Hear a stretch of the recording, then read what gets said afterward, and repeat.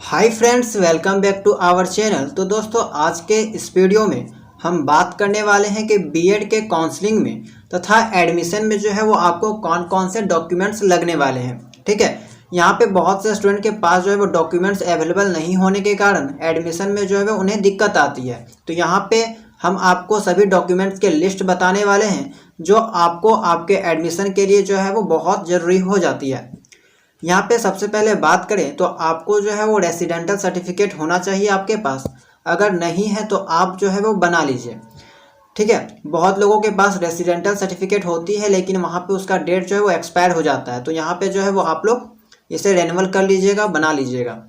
Next है आपका caste certificate required for. देखिए, कास्ट सर्टिफिकेट जो है वो आपका हमेशा ओबीसी, एससी, एसटी उम्मीदवार से ही मांगा जाता है। ठीक है, वैसे स्टूडेंट जो एसटी, एससी, ओबीसी है उन्हीं से जो है यहाँ पे कास्ट सर्टिफिकेट का डिमांड किया जाता है। तो यहाँ पे अगर आप रिजर्वेशन चाहते हो तो आपको जो है वो यहाँ पे कास्ट सर्टिफिकेट अटैच करना होगा या फिर आपको जो है वो मांगा जा सकता है। तो आप लोग जो है वो इसे भी बनवा लीजिएगा। देखिए, यहाँ पे जितने भी हम आपको डॉक्यूमेंट्स बता रहे हैं इनमें से कुछ आपको काउंसलिंग में लगने वाला है और कुछ जो है वो आपको एडमिशन में लगने वाला है। ठीक है, सभी कॉलेज में यही सभी डॉक्यूमेंट्स लगते हैं। देखिए, तीसरा जो है वो आपका इनकम सर्टिफिकेट है। इनकम सर्टिफिकेट भी बहुत से लोगों के पास नहीं होता है। तो आप लोग जो है वो अपना इनकम सर्टिफिकेट को देख लीजिएगा, क्योंकि बहुत से लोगों का डेट जो है यहाँ पे फेल हो जाता है। तो वहाँ पे जो है वो एडमिशन के वक्त ऐसे इनकम सर्टिफिकेट को रिजेक्ट कर दिया जाएगा। तो आप लोग ध्यान में रखिएगा, आपका इनकम सर्टिफिकेट जो है वो अप टू डेट होना चाहिए। ठीक है, चलिए नेक्स्ट आपका डॉक्यूमेंट्स है वो है एडमिट कार्ड। तो एडमिट कार्ड आपका 10th क्लास का लगने वाला है। ठीक है, 10th क्लास का जितना भी इम्पोर्टेंट डॉक्यूमेंट्स है लाइक एडमिट कार्ड हो गया, 10th का मार्कशीट हो गया एवं सर्टिफिकेट कहने का मतलब है यहाँ पे पासिंग सर्टिफिकेट। बहुत से ऐसे स्टूडेंट होंगे जिन्होंने जो है वो अपना स्कूल से पासिंग सर्टिफिकेट को नहीं लिया होगा, क्योंकि पासिंग सर्टिफिकेट जो है वो आपका जनरली 1 साल के बाद मिलता है। जैसे आप 10th पास करते हो उसके 1 साल के बाद जो है वो आपको पासिंग सर्टिफिकेट स्कूल के द्वारा प्रोवाइड करवाया जाता है। तो आप लोग जो है वो इसे भी रेडी रखिएगा, क्योंकि आपको जो है वो एडमिशन के वक्त मांगा जा सकता है। ठीक है, चेक करने के लिए मांगा जाता है। उसके बाद आपका नेक्स्ट पॉइंट है, यानी कि नेक्स्ट डॉक्यूमेंट्स है आपका admit card, 12th class marksheet and certificate. 12th का भी आपका क्लास मार्कशीट मांगा जा सकता है, एडमिट कार्ड मांगा जा सकता है और इसमें भी आपका जो है वो पासिंग सर्टिफिकेट मांगा जा सकता है। तो आपका 10th का 3 डॉक्यूमेंट्स हो गया, 12th का भी 3 डॉक्यूमेंट्स हो गया। अब ग्रेजुएशन का कौन कौन सा डॉक्यूमेंट जो है वो आपको रेडी रखना है। ठीक है, पहला हो गया आपका ग्रेजुएशन का फाइनल मार्कशीट होना चाहिए, टीसी। ठीक है, ट्रांसफ़र सर्टिफिकेट भी आपको जो है वो रिजल्ट के वक्त ही दे दिया जाता है। इसके लिए आपको जो है वो कॉलेज में एक एप्लीकेशन लिख के देना होता है। अब बात हुआ माइग्रेशन सर्टिफिकेट। बहुत से कॉलेज में क्या होता है कि माइग्रेशन सर्टिफिकेट आपको 6 महीना के बाद दिया जाता है। जैसे कि सेम 6 का रिजल्ट बटेगा उससे जो है वो थोड़ी दिनों के बाद 3 महीना या फिर 6 महीने के बाद दिया जाता है। तो वैसे स्टूडेंट जो कि यूनिवर्सिटी चेंज करना चाहते हैं, ठीक है, दूसरे यूनिवर्सिटी में एडमिशन कराना चाहते हैं, तो उनको जो है यहाँ पे माइग्रेशन सर्टिफिकेट भी मांगा जा सकता है। तो उन लोग जो है वो अपना माइग्रेशन सर्टिफिकेट जो है वो कोशिश कीजिए कि यूनिवर्सिटी से जाके जो है वो ले लें। ठीक है, बाकी सेम यूनिवर्सिटी में आपको एडमिशन करना है तो यहाँ पे आपको जो है वो माइग्रेशन सर्टिफिकेट नहीं भी मांगा जा सकता है। नेक्स्ट डॉक्यूमेंट्स में आपका पासपोर्ट साइज का फ़ोटो होना चाहिए, आधार कार्ड आपको लगेगा। ठीक है, आधार कार्ड में अगर कोई गलती है तो आप इसे जो है वो सुधार लीजिएगा।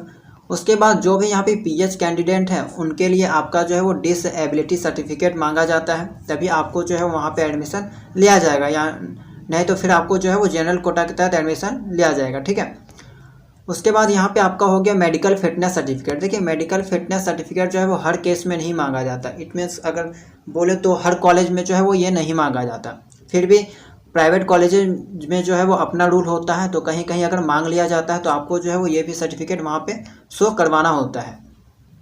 आगे हम बात करेंगे कि मेडिकल फिटनेस सर्टिफिकेट जो है वो आप लोग कैसे बना सकते हो। ठीक है, ये इंपॉर्टेंट नहीं है, लेकिन कभी कभी क्या होता है कि प्राइवेट कॉलेज में डिमांड हो जाता है, 1-2 टीचर्स थोड़ा हाई लेवल के होते हैं तो वे लोग जो है वो अपना अलग दिमाग लगाते हैं, तो वहाँ पे जो है वो आपको ये मांगा जा सकता है। उसके बाद आपका जो है वो सीट अलॉटमेंट लेटर, तो ये आपको जो है वो मिल जाएगा काउंसलिंग के बाद। एंड नेक्स्ट जो है वो a set of all above documents xerox. तो यहाँ पे जितने भी डॉक्यूमेंट्स ऊपर में आप लोगों ने देखा इन सभी का जेरोक्स जो है वो यहाँ पे मांगा जाता है। ओरिजिनल डॉक्यूमेंट्स आपसे नहीं लिया जाता, केवल आपका ओरिजिनल डॉक्यूमेंट्स जो है वो यहाँ पे ग्रेजुएशन वाला लिया जाएगा। और ग्रेजुएशन में भी आपको जो है वो यहाँ पे केवल टीसी माइग्रेशन सर्टिफिकेट जो है वो ओरिजिनल वाला डिमांड किया जाता है। बाकी ग्रेजुएशन का फाइनल मार्कशीट का आपको जेरॉक्स यहाँ पे देना होता है, ठीक है। तो यहाँ पे जितने भी डॉक्यूमेंट्स मैंने बताया इनमें से कुछ आपको काउंसलिंग के वक्त अपलोड करना होगा, अगर आपका काउंसलिंग ऑनलाइन होगा तो, ठीक है, तो अपलोड करना होगा। बाकी आपको जो है वो एडमिशन के वक्त अपना कॉलेज में जमा करना होता है, ठीक है, या फिर आपको टीचर्स को जो है वो वहाँ पे दिखाना है। बाकी बहुत से लोगों का डाउट है कि यहाँ पे काउंसलिंग का डेट कब आएगा। तो देखिए लास्ट वीक ऑफ नवंबर जो में आ जाना चाहिए। अगर किसी भी कारणवश लास्ट वीक ऑफ नवंबर में नहीं आता है तो आपको जो है वो गारंटेड है कि फर्स्ट वीक ऑफ दिसंबर में जो है वो काउंसलिंग डेट देखने को मिल जाएगा। तो आप लोग जो है इसमें चिंता करने की कोई बात नहीं है।